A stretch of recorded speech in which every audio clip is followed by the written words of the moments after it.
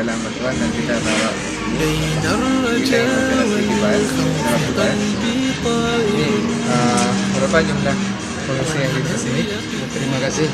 Yang pertama dulu, terima kasih atas bantuan dari Abdul Aziz Wahdah yang telah menyempatkan diri membantu daripada pengungsi Rohingya yang berjumlah 79 orang dengan laki-laki 44 orang, wanita 27 orang, dan anak-anak 8 orang dengan kriteria 2 wanita, anak-anak perempuan, 6 laki-laki. Dan bagaimana kondisi mereka saat pertama sampai di sini Pak?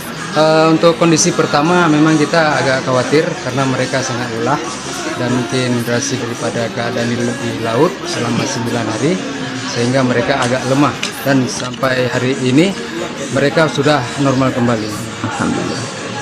Dan banyak dari berbagai pihak yang mendatangkan bantuan ke sini. Alhamdulillah, mungkin kita masyarakat Indonesia khususnya Aceh umumnya dengan antusias membantu daripada warga Muslim Rohingya yang terdampar yang mengungsi di sini.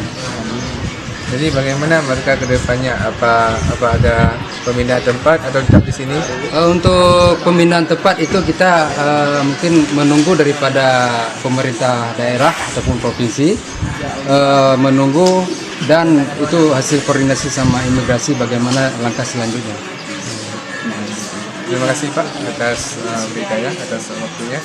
Demikianlah wawancara kita yang eksklusif pada hari yang berbahagia ini. Saya Muhammad Azhar undur diri. Terima kasih ya Pak. Siapa Pak? Assalamualaikum warahmatullahi wabarakatuh.